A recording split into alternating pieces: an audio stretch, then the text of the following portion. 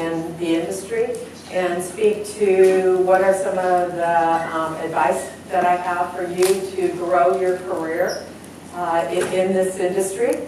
So that's the focus of my topic, although I believe you're going to hear a lot of things that have been repeated from the previous presenters, and as well as I believe a lot of these ideas, just again as the results of these other presenters also saying it, I believe that a lot of these ideas carry over, throughout your career. It's not just in the beginning, but it's also, throughout your career. So I thought I'd start off by telling you about my personal journey, what I've done in the industry. So I basically started here at Intel in 1978, and so for those of you who are out there doing the math, that's 38 years. So I think somebody said 40 years is about all I have to do, so I got another 2 years, and then I can retire, I guess. Not exactly what my plans, but I plan on going a little longer than that. But so I've been in the industry for 38 years. I started here at Intel before I had gotten my degree. So I started as a non-exempt. I was going to school full-time and also working full-time. I guess I'm one of those workaholic type of people. And so I did a job that was called a digitizer. It does not exist in today's industry, but in the old days, back in that time, an engineer used to draw their schematics on a piece of paper, or even sometimes on a napkin at lunchtime. They'd draw up their schematics. They would give their schematics to what was called a mask designer, and those do still exist today. A mask designer in those days would draw the actual transistors on a piece of graph paper. It was a very large piece of graph paper, and with colored pencils they would draw the diffusion, they would draw the poly gates, they would draw the contacts, they would draw the metal, and draw the whole circuit. And I, as a digitizer, would take that and I would enter that drawing into a computer via the use of a computer-aided light table that had an arm on it that would trace basically the XY coordinate system and enter it into the computer. So that's how I started, and as a result of starting in here at Intel, at the time when I started, I was going to school with math and science. I really enjoyed math and science, but I was going to be a teacher. I wanted to teach at the high school level.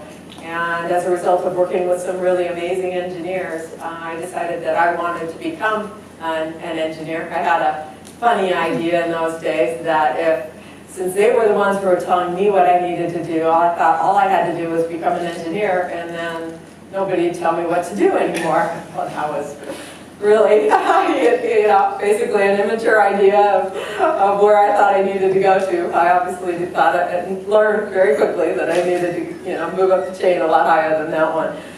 So I went to school. I changed my degree. I went to San Jose. I was going to school at San Jose State. I went in to see the dean of electrical engineering, and I asked him if I could transfer into the electrical engineering department. And at the time, I was the first female in whoever even wanted to enter into the electrical engineering department. And so he looked at me and I could see it in his eyes. He was shaking his head a little bit, and he said, I don't know, Lynn. And he said, why don't you, he says, is this really what you want to do? And I said, yeah, I work for Intel, and I want to become an engineer, and this is the degree I'm told that I need to get in order to be able to do the job that I want to do. And he says, well, I think maybe you should go into general engineering. And I said, general engineering? I said, that's different than what I'm told I need. I said, so why do you think I should go into general engineering? He goes, well, it's a little bit more well-rounded. It's a little bit, easier, and you'll be able to then steer your career wherever you want. It'll offer you, more different opportunities. And I said, well, at work, they told me if I don't get an electrical engineering degree that I can't even apply for the job. I said, so are you telling me that this is what you advised me? I said, or are you telling me I cannot enter into the electrical engineering department? He says, it's just advice. And I said, so I can't enter? He said, yes. So I went and I changed my degree, and it was the best thing that I ever did for myself, was to go in and get that degree. I graduated in 1982 with my degree, and I immediately moved into the circuit design group. I was doing EEPROM designs and was very blessed. I was given, straight out of school, I was given an EEPROM design to do by myself at the time, which was unheard of at the time, and I don't know how I got to be so lucky, but I was given a design. I was successful on that design, and I moved on to do numerous EEPROM projects, microcontroller projects, and then microprocessor chips. I think my claim to fame, or at least the way I view myself, my claim to fame is that I have been, I call it blessed, but I guess really it's a lot of hard work, and it's driving. All products that I've ever worked on have successfully made it into production and have been extremely successful projects products for Intel.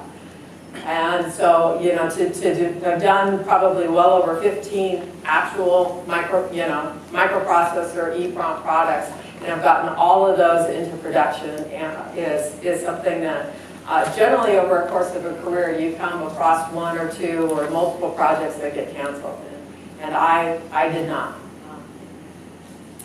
In parallel with doing design work, I also decided that I chose to go on the management chain versus staying totally technical.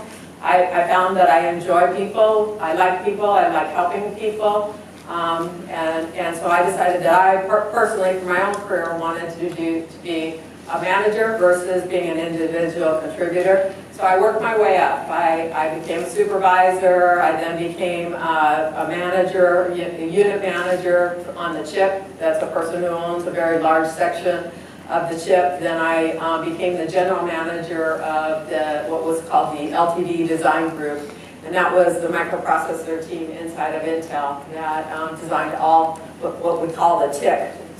If you've heard, we do what's called a tick-tock microprocessors. Every other year we would always put a new microprocessor into production. And talks were very revolutionary. They had a lot of different architectural changes to it, new features to it, etc. And then TICs were products that were derivatives, and they were put onto the next process, because it was very important to put that on the next process, and that next process have a vehicle to ramp, a very large volume vehicle that could easily get in and get adopted and ramp to large volumes to help bring up the process development inside of the company. And so I did that and delivered my products on time, which again was, and always achieving what was the targets. After doing that, I transferred in to become what was called a program manager. I was acting director for the data center execution team. So we designed chips, microprocessor chips, but you can't just take a microprocessor chip and put it out in the industry and have someone adopt it. In today's world, there's a lot that goes around that. Too much that that makes it very difficult for our customers to be able to ramp the product unless they're very large customers. So what Intel did in order to get larger adoption is we created what's called platform teams, and the platform team is responsible for everything that is needed in order to take that new microprocessor to production. So that's the reference boards. That's the microprocessor chip, it's the chipsets that are going on it, it's the memory chips if we're developing a new memory that goes with that microprocessor. It's making sure that the ecosystem on that memory development is on track and on time. It's all of the BIOS, it's the hardware, it's the OS features being enabled, etc. So that's what I did, and then after that, I recently, about 2 years ago, transferred into what's called Intel's Custom Foundry, where we are attempting to basically help other companies design their products on Intel's process and manufacture it here inside of Intel. So I help other companies design their products and get their products into production. So that's my path, my career. So now starting on as to basically my advice to you as to what you need to do to develop your career. I think that you need to decide that, that you want to stand out from the crowd. If you really want to do well in your career, you have to stand out. It's not okay to go sit in your cubicle and do great work. That's unfortunately not enough. You won't stand out as a result of that. You have to be visible to not only your manager, but to your peers, to other managers in the organization and in organizations outside of the organization that you work for, in order to stand out, for your ideas to take and drive change inside of your company. Okay, so you have to stand out from the crowd. The other thing that you have to do is think about the kind of impact that you want to make. So again, do you want to be, for me, a manager? Do you want to be someone who is the best of the best technically? A lot of, personally, I just have a ton of respect for those people who take a technical career path and decide that they're going to just become the best of the best, the experts in the industry.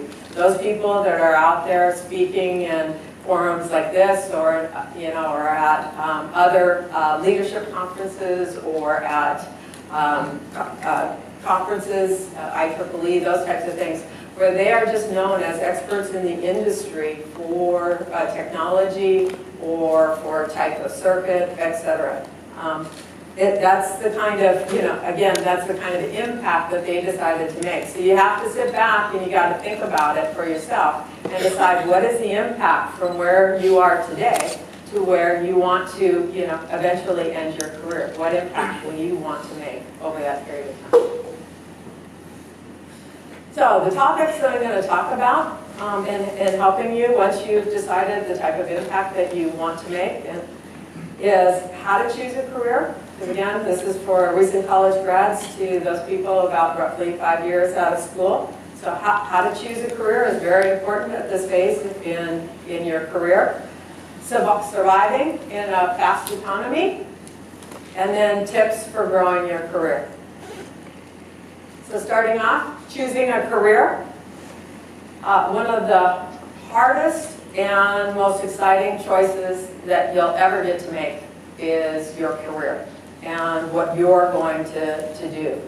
So you can't let just chance play a part. I do believe that chance is a part of it, but don't let that be a part of it. I mean, if I hadn't come to Intel when I did, my career would have been something very different than it is today. So chance does play a role, but you have to engage in thinking about what you want to do and where you want to get to in order to be successful in actually getting there.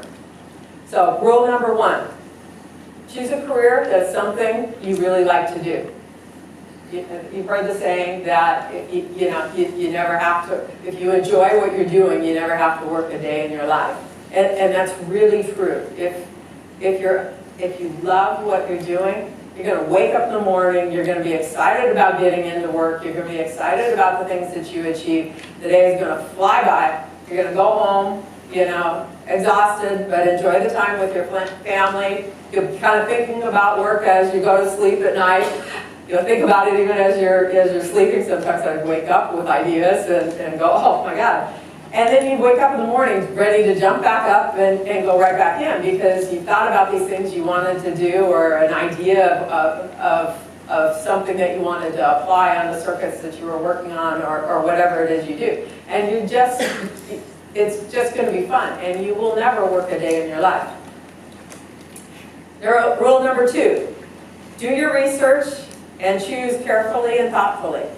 Okay? If you don't research and think about what you want to do, you can steer your career in a direction that one, doesn't give you the financial benefits that you're possibly looking for. Two, could put you in a career doing something you ultimately end up not liking. It goes in a direction opposite of what you really like to do, and it'll be very hard for you to get back on track to what you want to do. Okay, so research it carefully and think about it long term, and choose carefully. And you got to do that throughout your career, not just at the start. You got to do it, consciously do it throughout your career. And then make the job meaningful to you. One of the nice things that I can say about being a microprocessor engineer inside of Intel is, I used to get to see the ads, on TV where you'd see, Intel, and it's a little bong, bong, bong, type of thing, but it would tell you about, this new PC that was selling, and I know that was my product in there. That was the heart and soul of that PC, running and driving the applications that people were running on. And that was exciting for me, so it was meaningful for me, and I could, point to my parents and say, I did that, that was cool. I took a lot of pride in it. So make it meaningful to you, and that in itself will give you some form of gratification. So you owe it to yourself to look for work that is meaningful and rewarding, and if you do, it will pay dividends for the time that you decide to work. So I'd like to start off with some basic concepts, and then talk about how to pick your career. So basic concept. You have what you love doing, okay, and that's this big circle. These are the things that you love doing. Okay, the other one is what you can make money doing. And the third one is what are you good at. Okay? So the sweet spot right here is where you can bring all three of those things together. If you bring all three of those things together, you will have a very good career. It will be everything that you wanted it to be at the end of the day when you finally retire. Not everyone is lucky enough to hit the sweet spot, and that's okay. And you can maybe not start out in the sweet spot, and you can work towards getting to the sweet spot, and that's okay too. So let's talk about where we have other overlaps, and talk about what are the benefits or disadvantages of each of those spots. So let's talk about the first one over here, which is what you can make money doing and what you are good at. The overlap of that is a place where you may not be as happy as if you were in your sweet spot, okay? It's definitely going to be one where you're not as happy, but you will be successful because, again, you're good at it, and it's going to bring you a very good income. So this, in my opinion, is an okay place to land. When I first started, this is probably where I started, was over here in a spot where it paid very well, which is why I went into becoming a circuit designer, is it paid very well, and it turned out that I was actually pretty good at doing it. Okay? Now let's look at this one up here. This is what are you good, you're good at doing, okay? What you're good at doing and what you love to do. If you have that overlap but it doesn't bring you any money, it's a hobby or it's a volunteer activity, right? It's not something that, unless you're lucky and you've inherited a lot of money, or it's not something that probably you're going to be able to do for the rest of your life. It'll be very, very difficult to live in that spot. Okay? Let's go to this one over here. This is the one where it's something you love to do, and it's something that you're going to make money doing, but you're not good at it. And in today's economy, where layoffs are pretty prevalent, you can find out that if you're not good at it, it would not be surprising to me if eventually over time you ended up basically being, redeployed or fired. Okay, so this is really not where you want. So you want to end up in this sweet spot. So to get into that sweet spot, you got to know your strengths. You got to know what you're good at doing. You also need to know what's important to you. If you're like me, it's money. Okay, so I'm gonna, if I don't hit my sweet spot, moving over here, not a bad place. If it's one where your sweet spot is more towards what you love doing, then maybe a little less pay, maybe one, again, don't go here, this is too risky. So one where maybe it's a little bit less pay. And maybe that's acceptable to you. A lot of people, are very socially conscious, want to give to the world, and I think, I think very highly of those people. So if you can manage to live that way, that's not a bad place to be either, okay? So know yourself, know what your goals are. Know the company. Know what the company values, because that company that you're starting in today, it's going to change over time. So know what it values, whether it's technical, whether it's management, whether it's breadth, meaning, for me in electrical engineering, whether it's that I know many different technologies, I know about memories, I know about microprocessors, I know about software, I know about chipsets, et cetera, that's breadth. Or is it one where they value depth? That means I kind of stayed doing memory design. Started originally in memory design. I stayed doing memory design and understood everything there was and became an expert and could lead a team in memory design. Maybe that's what they value. So know what they value, know what what options the company offers to be able to make change, whether or not they're open to change, whether or not they offer programs for you to evolve in change, so that you can be successful inside of the company while you're changing. And what company trends are. What are their trends towards skill set requirements, towards geographies, et cetera. Because what you don't want to do is end up where your job is eventually phased out and you haven't been watching that. And you end up being laid off because the job just, like I said, I started originally as a digitizer and the job doesn't exist today. It just doesn't exist. It phased out. If I hadn't, had other career goals, and if I hadn't been watching out for it, I could have ended up where I had been, laid off as a result of that. So, taking all of this into account, develop a plan. And you want to first develop what your long-term plan is. Know where you want to go.